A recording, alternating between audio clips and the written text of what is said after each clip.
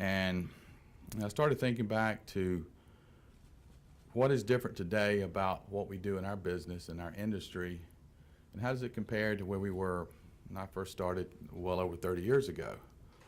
And it became very, very clear very quickly that the one thing that is so different is information. The amount of information we have access to, the amount of information that is required to do our jobs, to service our clients. And it's unbelievable when, again, 30-some years ago we first started out, we had a handful of information, a few rating books here and there, and some other data, but it was a lot of gut feel and instinct, and but not anymore.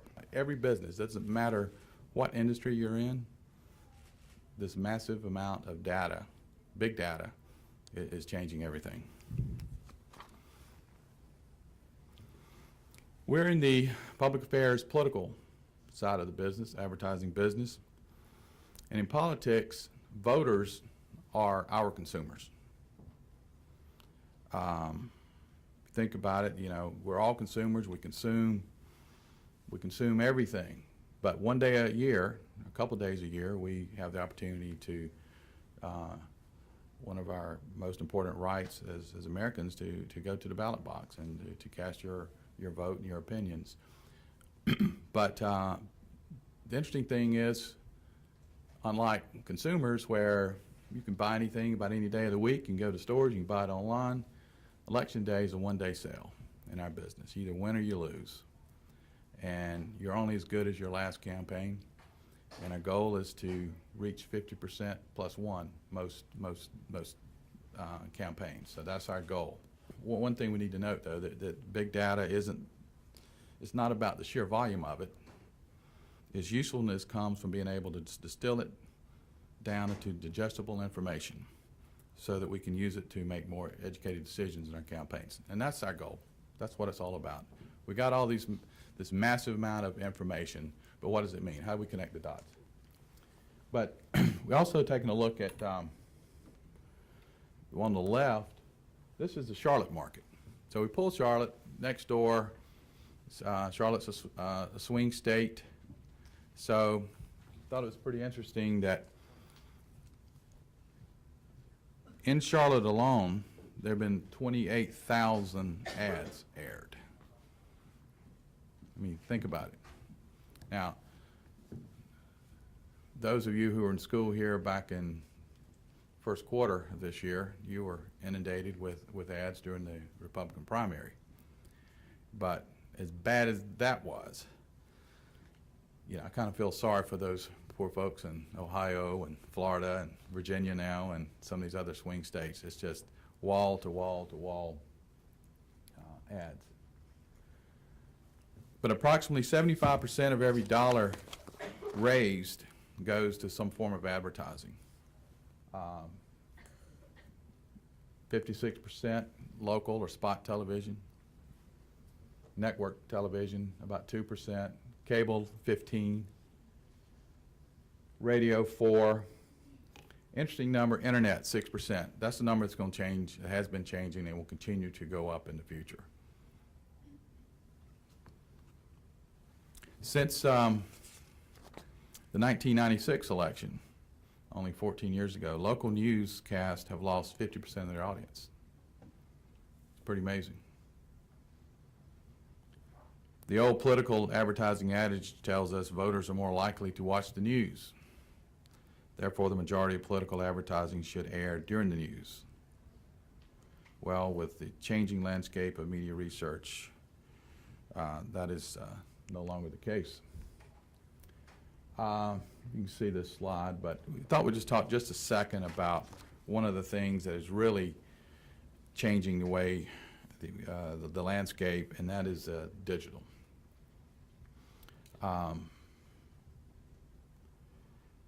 Folks back in the office don't, you know, I'm sure they'd be appalled if they knew I was up here talking about digital, because I think my VCR is still flashing 12 at home. But this chart shows that, talks about digital browsing habits. and morning, afternoon, and evening. But when you think of online advertising, you think of computer. But it's important to understand that kind of the browsing habits of all of these different opportunities. So, you know, in the mornings, folks get up. I know I do. I will look at my tablet or iPhone, check messages. Folks go to work, go to school, you're at a desk, kind of use your desktop. And you're home in the evening if you're watching television or watching a movie. Folks have 2 or 3 devices with you. You know, you've got your tablet, you've got an iPhone, you're watching television, and studies have shown that during the evening, when folks are actually doing 2 or 3 of these things, that you can actually, you know, use your phone or tablet to search an ad or search information or learn more about a product or service or an idea or a call to action. So that's not only where we're going, that's where we're at. This has been called probably the most important slide you'll ever see. This is we're talking about mobile internet usage in the yellow, desktop internet users in the green. And it's projected by 2014, less than 2 years, that mobile will surpass desktop as far as the way we use the internet, get information. This is an example of automobile ownership by a political party. So the idea here is 100. He's got these 4 quadrants. So the upper right, kind of higher turnout, lower turnout Republican. Over here, lower turnout Democrat, higher turnout Democrat. So the rule of thumb is the bigger the bubble, the more they start floating kind of toward the center. If you wanted to find, you know, Republican car owner, most Republican would be a Jaguar, Lexus, Mercedes, as far as the likelihood to vote. Again, Honda here in the middle, Toyota, BMW, all those are floating right to the middle because the audience level is so large. Now, I know this does not apply to anybody in this room, especially after a weekend of tailgating. Same concept. Those who drink Michelob Light are more likely to be a higher turnout Republican.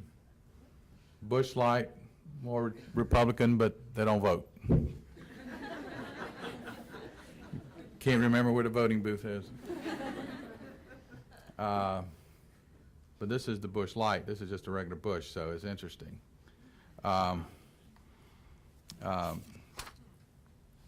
Light beers tend to skew Republican, while regular beers skew Democrat. So it's kind of funny. This is based on millions of interviews around the country. Again, there's this Bud Light, very big share, so it kind of tends to move to the middle. Guinness, Miller High Life, poor old Milwaukee's Best over here on the left. So anyway, I thought that would be kind of a fun chart. We also do this for fast food restaurants, for about anything. And the whole concept is everybody eats something, drives something, drinks something.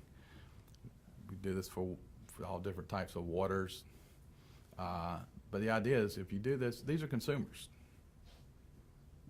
But these consumers also vote. Again, this article in Roll Call last week said the media buyer's true value to a campaign is the proprietary knowledge that only he and his colleagues traffic in, how the opposition is spending or not spending its ad dollars on television. We, just in our office, we have collected over $1 billion worth of ads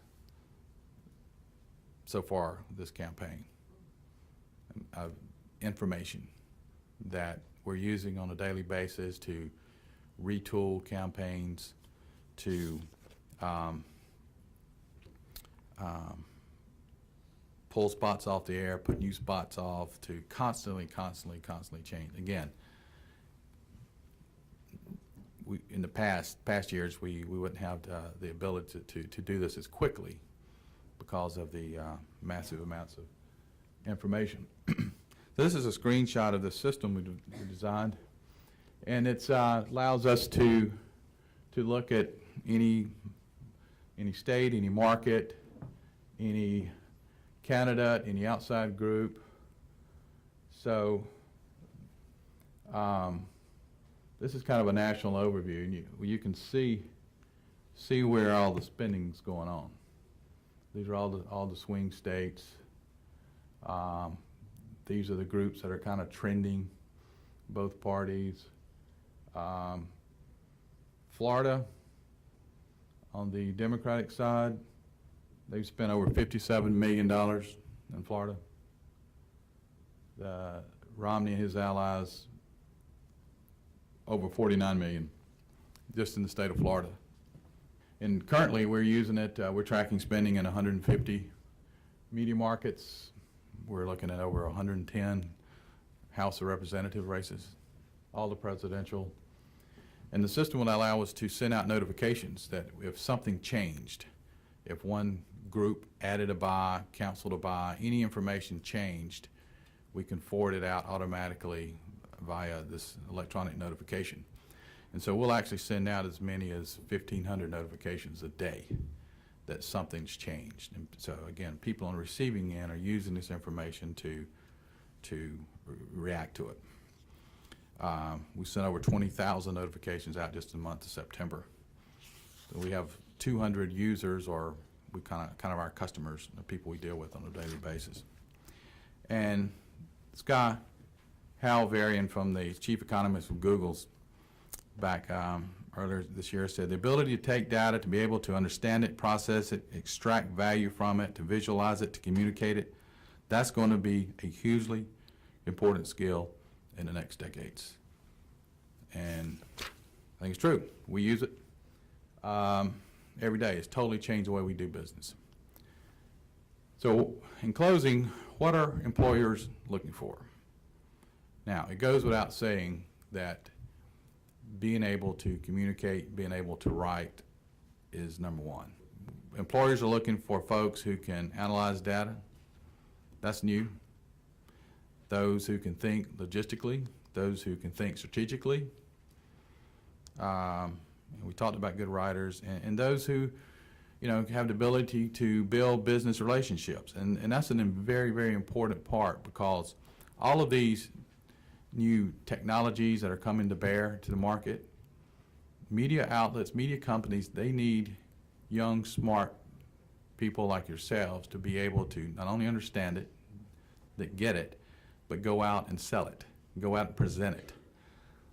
That's, to me, where the Wild Wild West is. Those who can get out and take some of these new ideas that 6 months ago were not even on the radar, and take it and run with it.